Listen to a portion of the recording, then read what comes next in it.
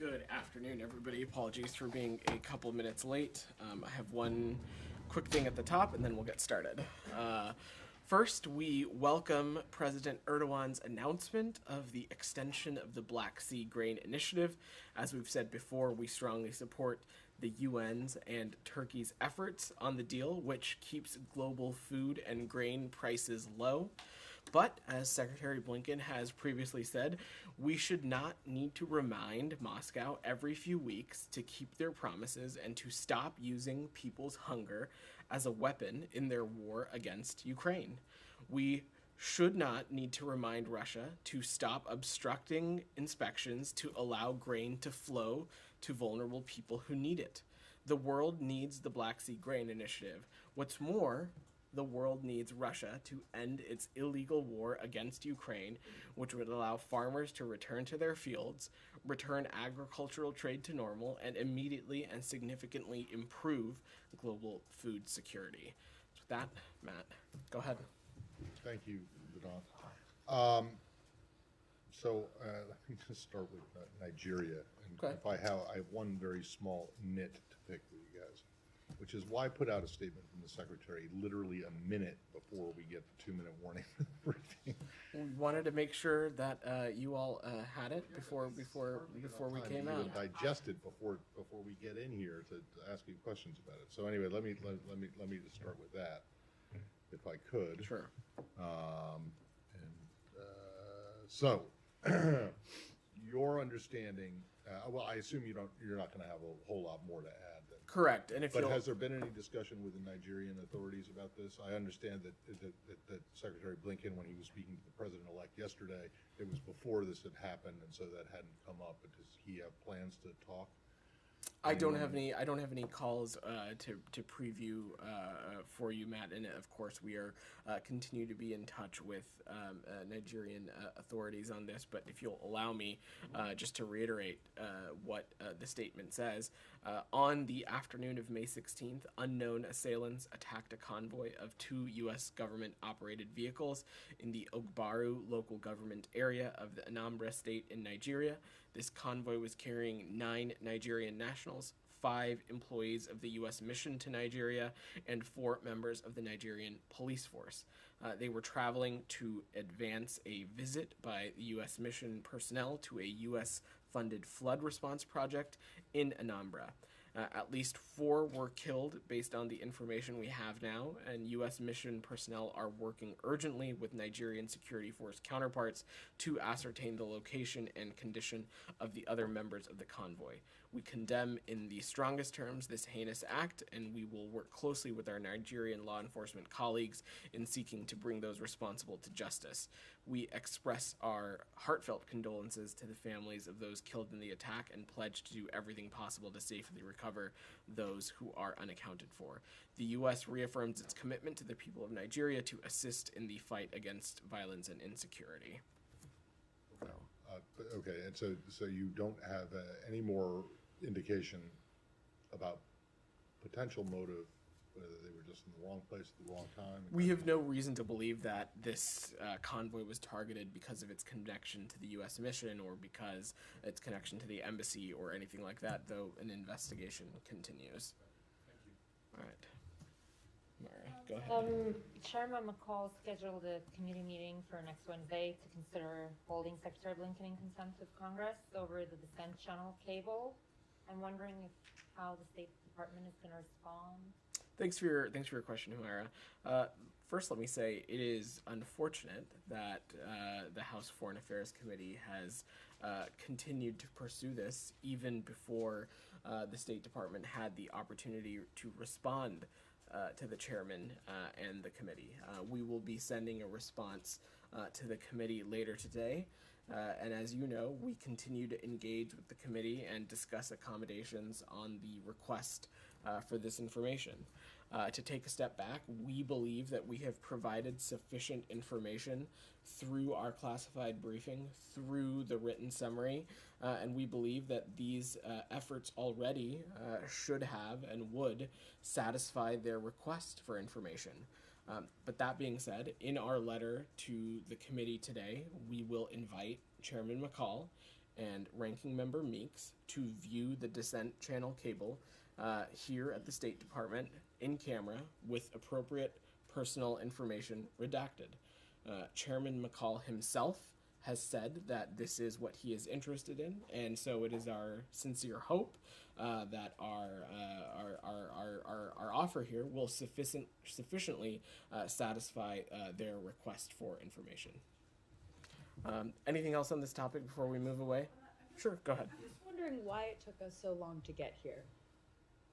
Can you? Why didn't you guys just offer, if you're now offering up, this Dissent cable with the names redacted, why didn't we just do that from the get-go versus, kind of having weeks long of this political fight between the department? We've spoken to this a little bit, Kylie. First, to take a step back, you've heard me say this before, the Dissent Channel cable is something that is really integral and sacred to this department. It is an avenue for personnel across the world to engage with senior leadership on very important issues, and for senior leadership to engage back. It's not an avenue to inform or convey policy to Congress.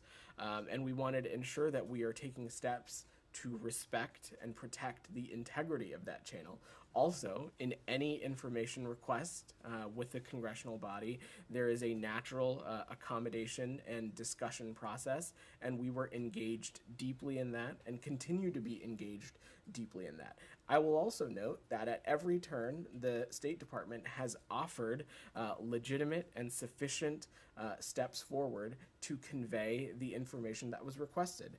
We have, even before this new Congress was sworn into office, we have understood the importance of legitimate oversight requests and requests for legitimate information on the time period of our evacuation from Afghanistan, but on other foreign policy issues as well. And so we have engaged with Congress on all of those matters in good faith. And just one more question. Yeah. The concerns that you guys have stated have pointed to, the sanctity of the Dissent cable channel in this building, and not wanting to disrupt that. So you believe that the action that you guys are following through with now, providing them this cable without the names, still protects the sanctity of that channel in this building? We do. We believe that. We also believe, Kylie, and I want to stress this, that the steps that we had taken previously, a classified briefing, an in-depth written summary of these documents, sufficiently met the mark when it came to their information request as well. Anything else on this before we move away? One more thing on this, and that is Chairman McCall also wants to see Secretary's response to the Dissent cable. Is that included in this offer, or have you guys already turned that over because it is not protected in the same way as the?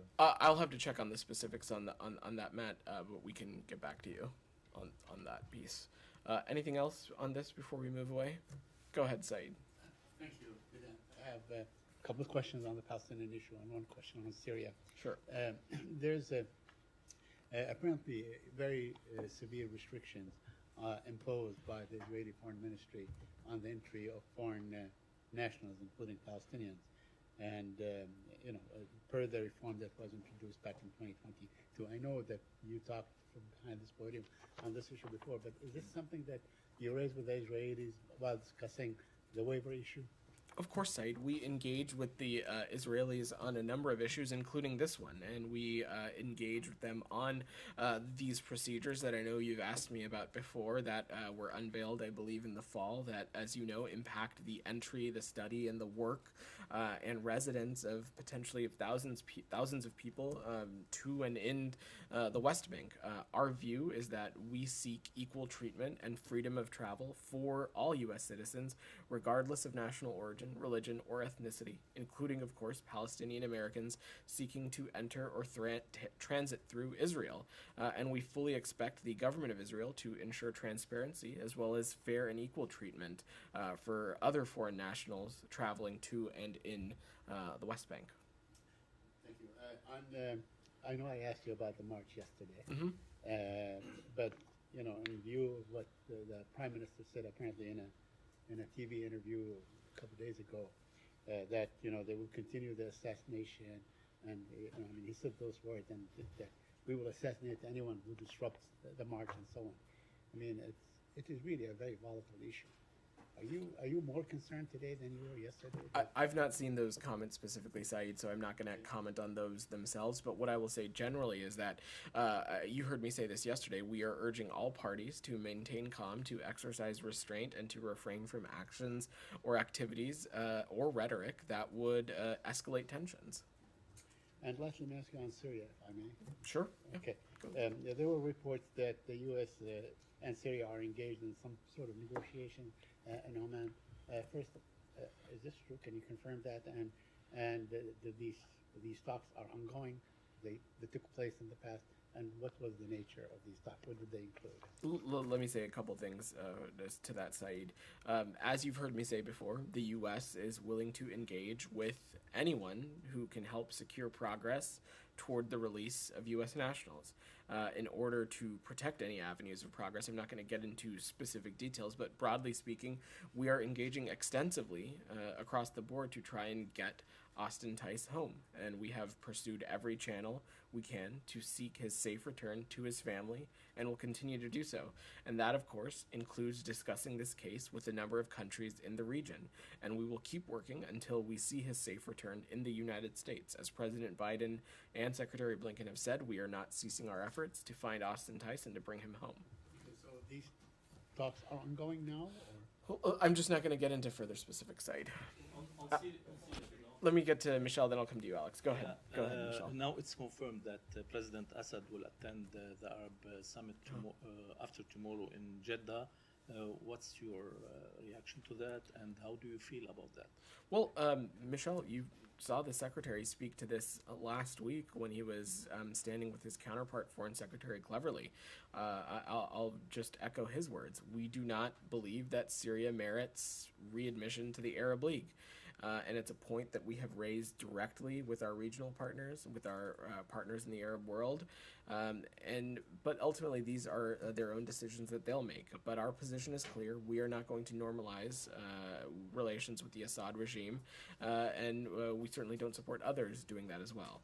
That being said, we know that we share a lot of the same goals as our Arab partners. And while the ways of going about to do that may differ, our objectives remain the same, and that is finding a resolution to this crisis in a way that is consistent with UN Security Council Resolution 2254, expanding humanitarian access to all Syrians, building the security and stability and infrastructure needed to ensure that ISIS cannot resurge in the region, creating the appropriate conditions required for the eventual refugee returns, as well as countering Captagon trafficking taking place in Syria, as well as steps that can be taken to reduce the malign influence from the Iranian regime. We are aligned with our Arab partners on all of these things, and will continue to work those lines of efforts. The ways in which we go about them may differ, but our objectives are aligned. I have two more. One on Russia and Iran, Sure. who signed the Israel deal today for corridor intended to rival Suez Canal and prevent sanctions. How do you view this project? Any steps or any project being undertaken to go around sanctions is something that we, of course, would find deeply concerning. I don't have an assessment to make on this specific project, but there's a reason that we enforce such a strict sanctions regime, and any efforts to go around those would be of immense concern to us. And one more on Deputy Secretary Sherman's meeting today with Israeli Director General of the Ministry of Foreign Affairs. Did they discuss expanding the Abraham Accords and Are you hopeful that you will be able to expand these accords? I don't have any specifics about the meeting to share right now, of course, though we talked with our Israeli partners on a number of issues. We know that normalization is something that is not just important to us, it's important to our Israeli partners. So I have no doubt it was a piece that was discussed, but I don't have any specific metrics to offer. Alex, and then I'll come back to you, Humaira. Thanks, Go Matt. ahead. Alex, go ahead. Russia, moving to Russia, if you Yeah. don't mind. You spoke about Austin ties. I want to ask about Evan as well, because today marks a depressing 50 days since his arrest for doing his job. I want to give you a chance to update us on what's going on about his case, around his case. Also, Lavrov today seemed to be mocking the U.S. effort, saying that they sometimes give us a call and raise his case. Is anything more than just sometimes doing the call to Moscow you guys have been doing?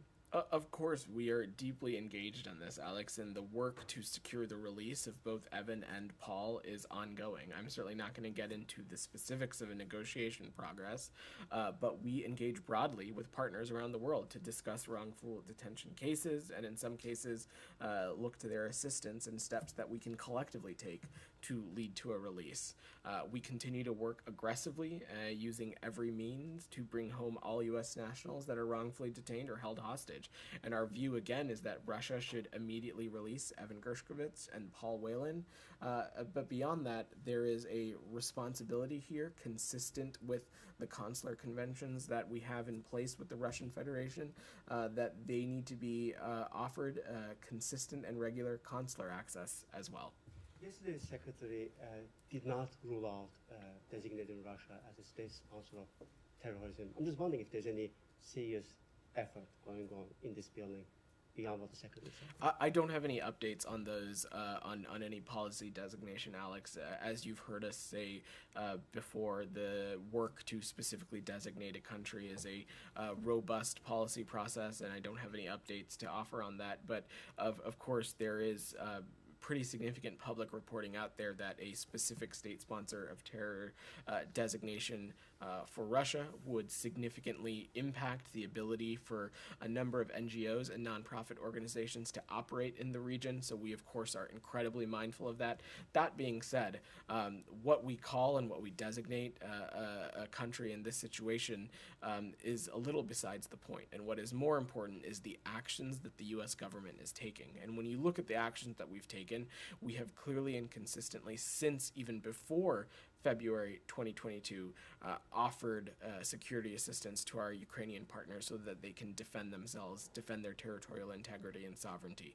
We have taken steps to hold the Russian Federation accountable through sanctions, export controls, and other measures that we're seeing has a clear impact on the Russian economy. Multinational corporations are leaving Russia, choosing not to do business anymore. We are seeing clear public reporting of the Russian economy shrinking. So we know that our actions are taking effect and having a real impact, and we'll continue to do so.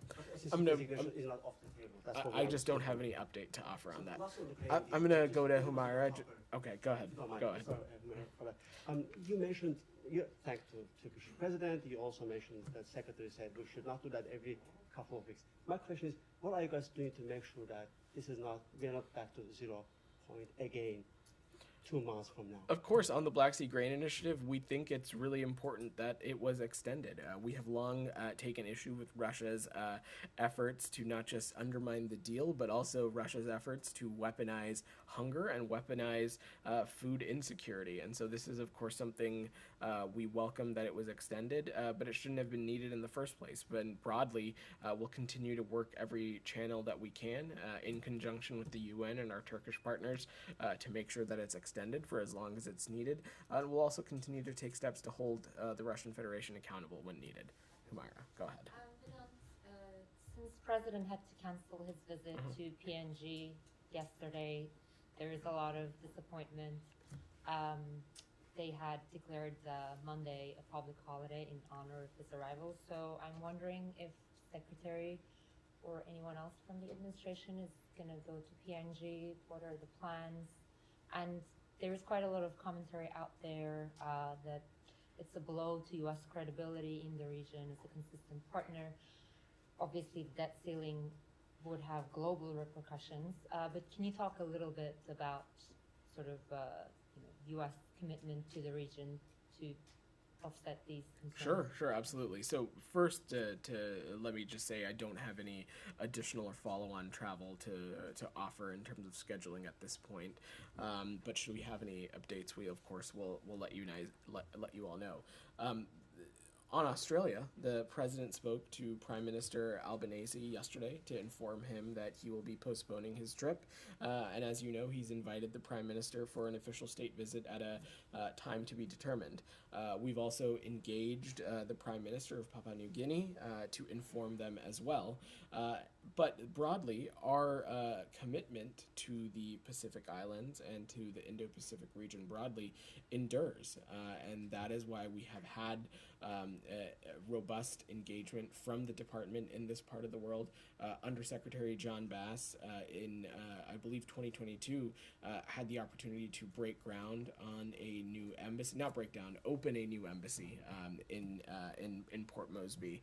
And so that is just an example of our continued engagement in the region. I know I don't want to preview or get ahead of any administration travel, but of course I think it's everyone's desire to find a way to get some kind of trip back on the books, but I'm certainly not going to preview or get ahead of the process. So who spoke to the Papua New Guineans? I don't have a specific call sheet for you, Matt, but the administration has been in touch with the Prime Minister of Papua New Guinea to inform them of the scheduling Called channels. the Australian Prime Minister. Who did the PNG Prime Minister get to talk with?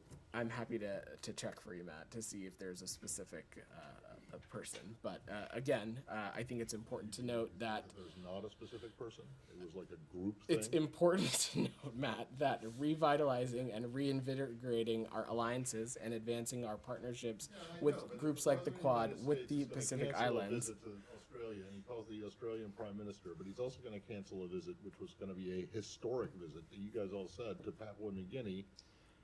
And you can't tell us whether the president called the prime minister personally or not. What I will say this, Matt, is that we look forward to finding other ways to engage with Australia, the Quad, Papua New Guinea, and the leaders of Pacific Island very soon, and we hope to have more. But our commitment to the region endures. I know you are no stranger to our work there. Even this year, we have indicated, in the past year and a half, I think, we have indicated a number of places in which we intend to further and enhance and strengthen our diplomatic presence as a commitment to the Pacific Islands. We hosted on the topic of history making, we hosted a historic Pacific Island summit here at the State Department just a number of weeks ago. So our commitment to the region endures, Matt, and I don't have any specifics on calls. I just wanted to know who spoke to the I don't have any additional details for you right now. Go ahead in the back, because I think you want to ask something on the same topic. Yeah, could you speak on the potential impacts of the cancellation of President Biden's trip, especially in order to deter China? Again, I think I will just reiterate what I said just here. While a trip, I know it would have been everyone's desire for the trip to continue on in its original format. Sometimes there are external factors out of our control.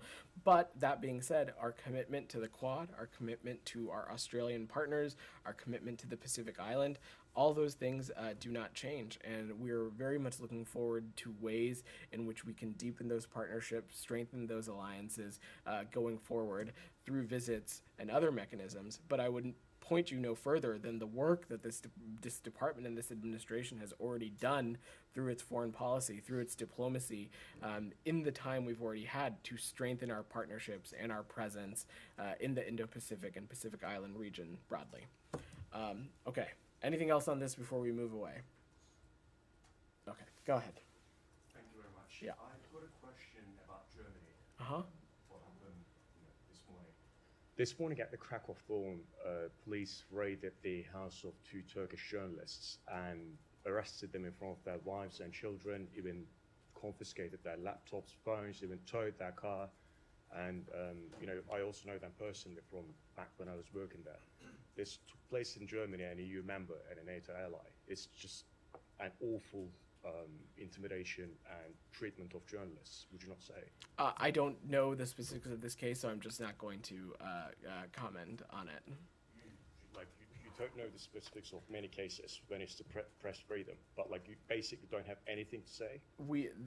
I reject the premise of your question. When we do not have information sufficiently about any specific case, we don't comment on them. And so this is an issue. I'd let you speak to local German law enforcement. They can speak to more about this. I'm not familiar with this case. I don't have anything to offer on that. Broadly, of course, the treatment of journalists and press freedom is something that many in this department, including the secretary, have spoken quite clearly about, but I have nothing additional to add on this. Go ahead, Olivia. Back on Nigeria, Yeah. the visit to the flood response project that was mentioned in the secretary's statement, is that proceeding as planned or is that off? I'm just curious if there are measures being taken to limit the U.S. mission's exposure at this stage, or are sort of security protocols and practices staying more or less the same? I'm not going to get into the specifics about the embassy's forthcoming planning, but what I will just note is that our mission in Nigeria has a robust travel planning process and procedures in place. Of course, after this concludes, the response to this incident will take a look at those procedures and ensure that they remain appropriate. But I will also just note that U.S. mission personnel made multiple trips to the state in recent months and experienced no security incidents. And at the time that the decision was made to travel there for this advance route, there were no known threats to the U.S. mission in Nigeria at the time. Understanding unknown assailants, unknown motive, Yeah. No indications that American or an American link was targeted. Has that been ruled out, or it's still part of the I think, investigation? as I said in speaking to Matt's question, the investigation is ongoing, but again, we have no reason to believe at this time that this took place because of the affiliation to the U.S. mission in Nigeria. All right. A separate question about the American sentenced in China. Sure. Just for an update. Before that, have you guys explained where these people worked? Did they work at the consulate in Lagos or at the embassy in Abuja? My understanding is that they worked at the embassy in Abuja, but if I have an update to that, I will let you know. On the American sentenced in China, just an update. Have you requested consular access? Has there been any engagement with the Chinese on his case? So I don't have anything additional to offer on this. I spoke about it a number of times this week. We are aware of the sentencing of a U.S. citizen in the PRC. When a U.S. citizen is detained overseas, we take appropriate steps to offer all appropriate assistance, but due to privacy considerations, I don't have more that I can offer on this. Without offering specifics, has there been any engagement with the Chinese? Again, all I can say is that we're aware of the reports of the sentencing. Gita, go ahead. I'm going to go back to Michelle's question about the Russia-Iran question. He mentioned the rail project. Now, Iran and Russia have recently signed on for several projects. Like, for example, apparently one Russian bank opened a branch in Iran, and Russia is also considering investment in Iranian oil fields. Now, you mentioned enforcement of sanctions and sanction evasion. Do you see Russia, Iran, economic cooperations all in that vein, in them trying to evade sanctions? I'm not going to paint it with a broad brushstroke, Gita, but what I will offer on this is that we have not parsed our words about the deepening of the cooperation between the Russian Federation and the Iranian regime. We spoke to that earlier this week, and candidly, it is a situation in which, in the security context, support is flowing both ways, from Iran to Russia and Russia to Iran. In the economic context, we, of course, are going to continue to monitor and pay close attention, but any efforts to go around sanctions would be of immense concern to us, and something that the United States would not hesitate to take further action on. Go ahead. A U.S. official told Wall Street Journal that the drone strike that killed a U.S. contractor and wounded several U.S. personnel in Syria on March 23rd was launched by Iranian-backed groups in Iraq. Can you confirm that this attack was conducted by the Iranian-backed militia in Iraq, and if so, will there be any response or action against these groups? The activities of Iranian-backed militias and proxy groups, not just in Iraq but in the region broadly, continues to be something of immense concern to us that we raise directly with partners in the region, including the government of Iraq. But specifically on this, I don't have anything to offer from here. I will let my colleagues from the Department of Defense speak to that. What I will just note is that this administration has not hesitated to take steps to ensure that our personnel are kept safe, but I don't have anything else to offer on that. Is there anything that put you in a position that not to pursue or to following the groups in Iraq that making threats on U.S. personnel? I just don't have any other assessments to offer on this from here. Yeah. The Kurdistan region of Iraq is scheduled to have an election later this year, which they should have last year. But there are still many disputes between the political parties, and the dispute is mainly on the minority position in the parliament, which they have 11 seats. Then the question is that, have you touched this issue with the Kurdish political leaders? And second, will there be any engagement or encouragement to this matter? Well, we commend Kurdish parties for coming together to resolve issues through dialogue, Iraq in general and the Iraqi Kurdistan region in particular. These steps are benefited when its leaders are focused on the needs of the people, and we encourage them to build on the momentum. We welcome the efforts by the parties to reach an agreement on holding Iraqi Kurdistan parliament elections later this year. Go ahead. Yeah. The latest DPRK state media report, North Korea military spy satellite #1 is ready for loading. Do you have any indication that North Korea would launch that spy satellite in imminent future, as well as its 7th nuclear test? And are you preparing any strong response to its launching, including additional sanction?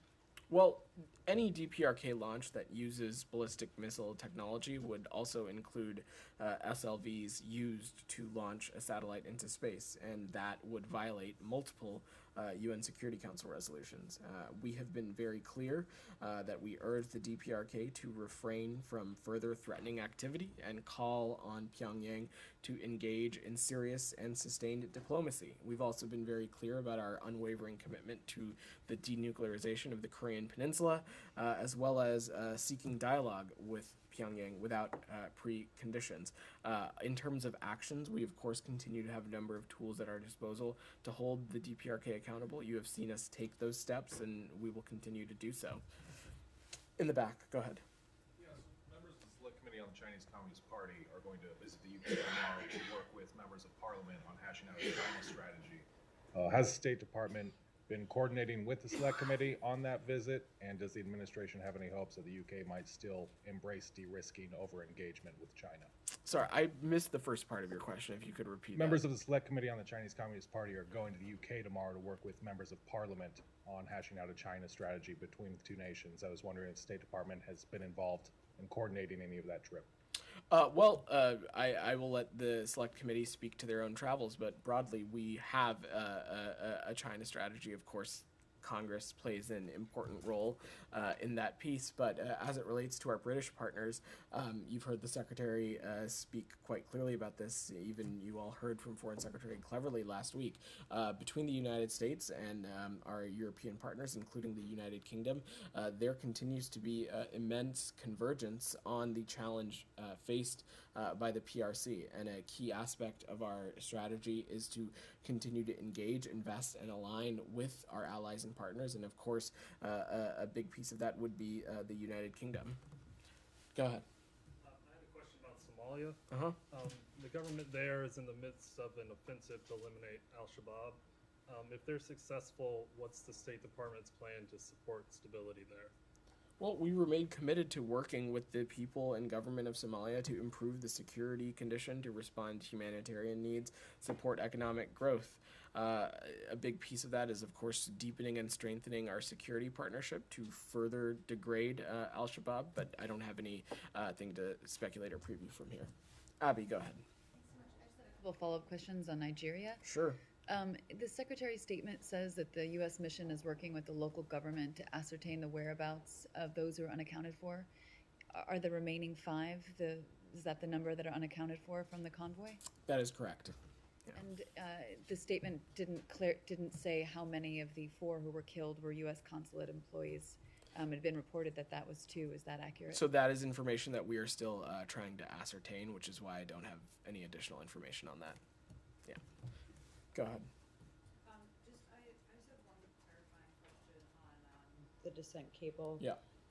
You said that state is going to allow Congressman McCall and Meeks to review that cable in camera at State Department.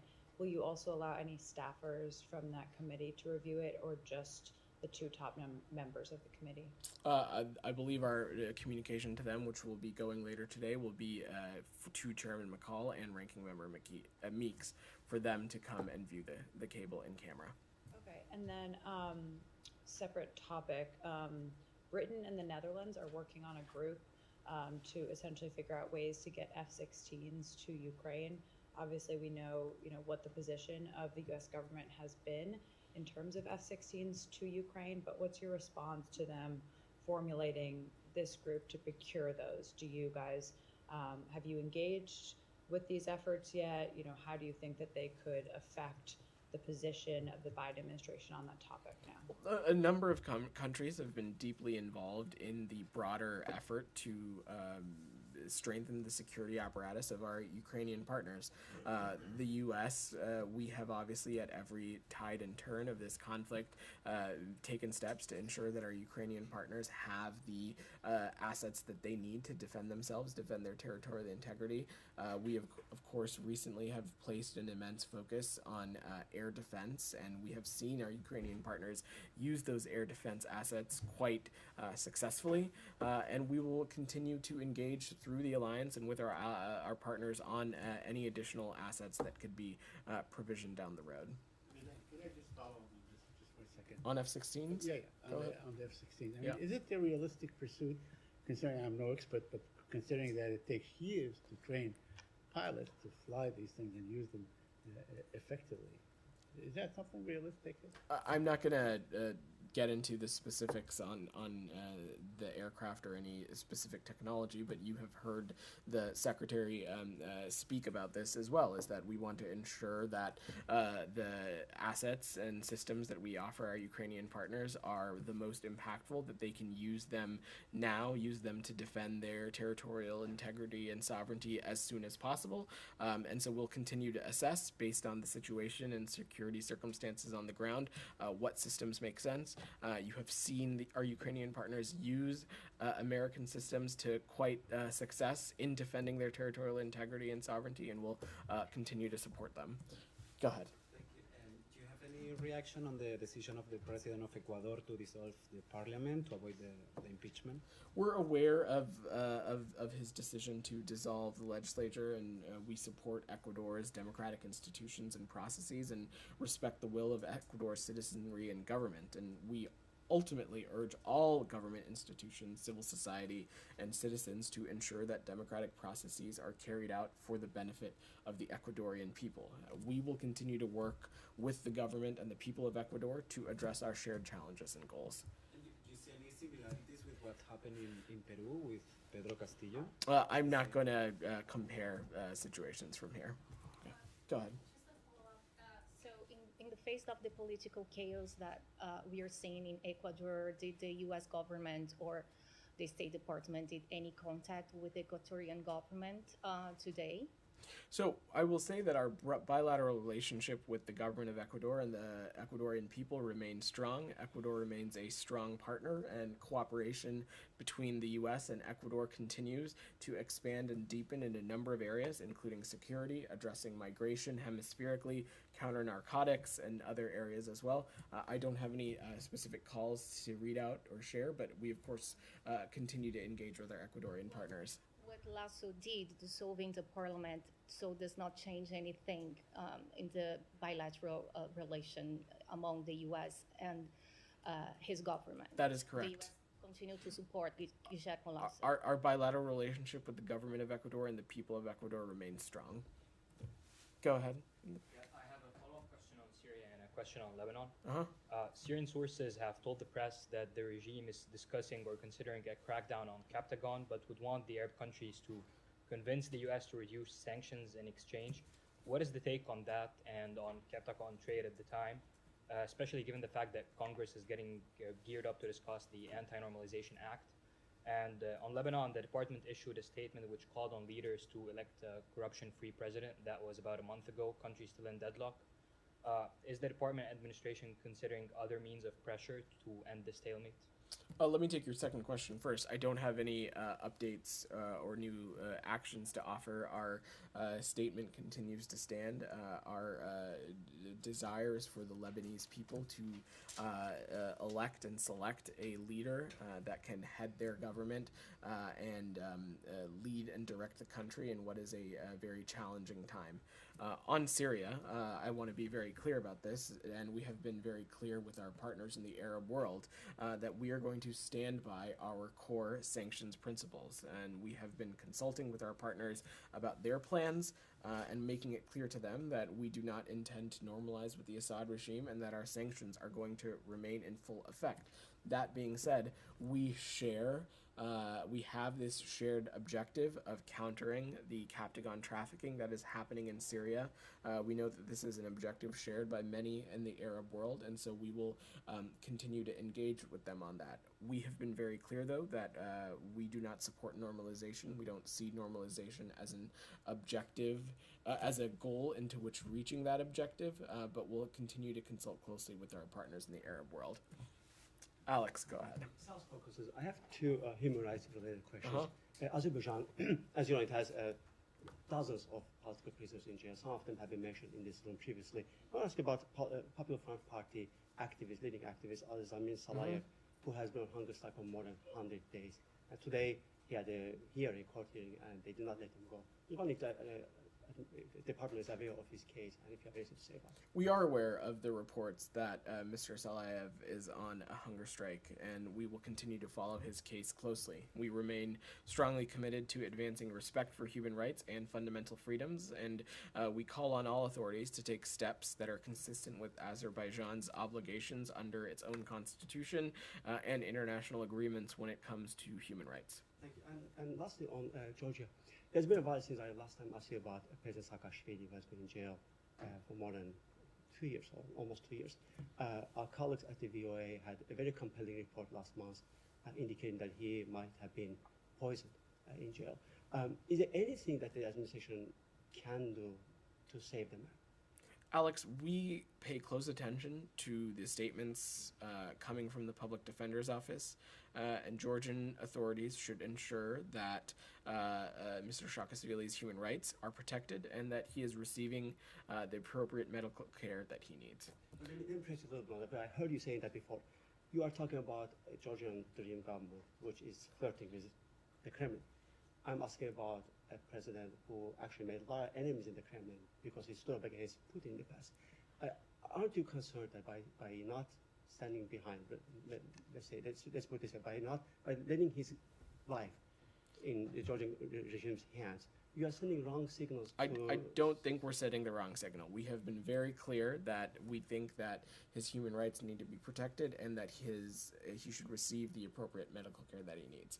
All right, thanks everybody.